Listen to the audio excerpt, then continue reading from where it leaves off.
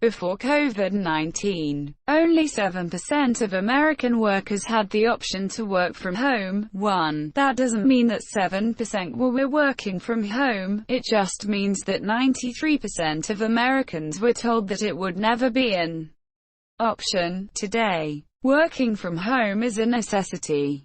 There are no hard statistics on how many people are working remotely around the world, but the company Cisco has said that, in China, their video conferencing software has been seeing 22 times as much traffic as it did before the outbreak. 2. The world is engaged in a global work-from-home experiment, and we're going to see first-hand just how sustainable it is. There are already studies on this, and the results are very positive. One found that people working from home have 16.8 more days worth of productivity a year. 3. Those studies have always been out there, but if employers see the results firsthand for themselves, there's going to be no denying that letting people continue working from home after the pandemic is over isn't going to send them out of business.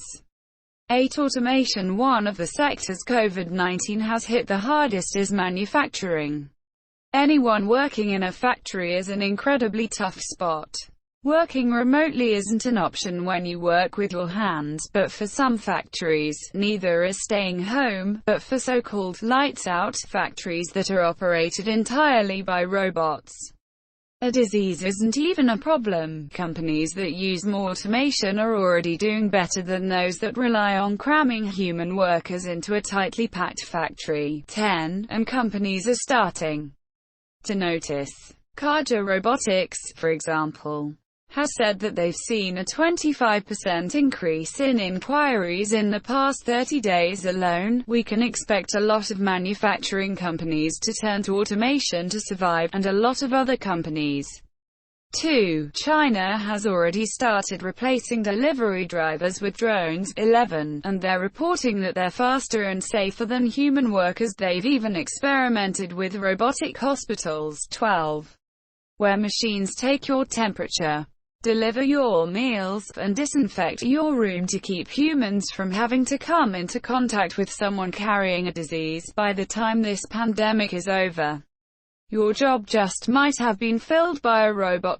7. Online learning. Schools are shutting down in nearly every country that's seen an outbreak of COVID-19, and that's pushing parents and teachers into a whole new era of education. For the next few months, online learning is going to be the norm. No matter how tech-savvy your teacher is, they're going to have to learn how to make education digital, based on early reactions.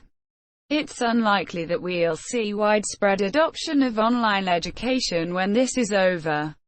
Feedback from teachers, so far, has been almost universally negative. The major problem is that online learning compounds disadvantages. 13. Children whose parents don't have time to push them on their education fall further behind, while those who can't afford internet access are almost completely excluded. Still, every teacher in the world is getting a crash course in 21st century learning.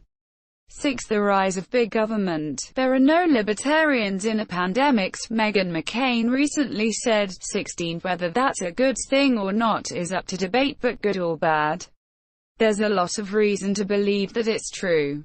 Around the world, people have been embracing big government ever since COVID-19 began to spread. Socialist policies are being implemented all around the world, even in countries led by conservative and libertarian leaders. The U.S. government is planning on spending $1 trillion 17 fighting COVID-19.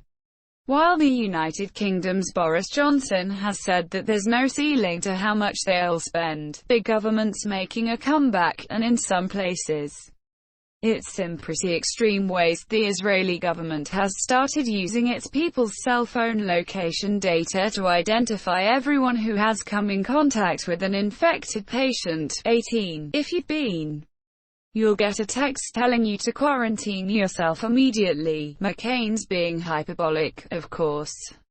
There are still libertarians, but their voices are being muted. You'll get a text telling you to quarantine yourself immediately. McCain's being hyperbolic, of course. There are still libertarians, but their voices are being muted. And even if hands-off government comes back in fashion when this is over, there are bound to be a few bills passed that, before COVID-19, never would have made it through. Top 10 Crazy Facts About the Coronavirus. Outbreak 5 voting by mail on April 15, with a pandemic ravaging their country. The people of South Korea are going to have to line up outside of booths and cast their votes in the 2020 election. 19. It's going to be a huge problem, and the country hasn't really had time to react. So far, the solution is awful. They're going to require voters to wear masks and disposable gloves. And they're going to check everyone's temperatures before allowing them to enter. It's going to be a disaster.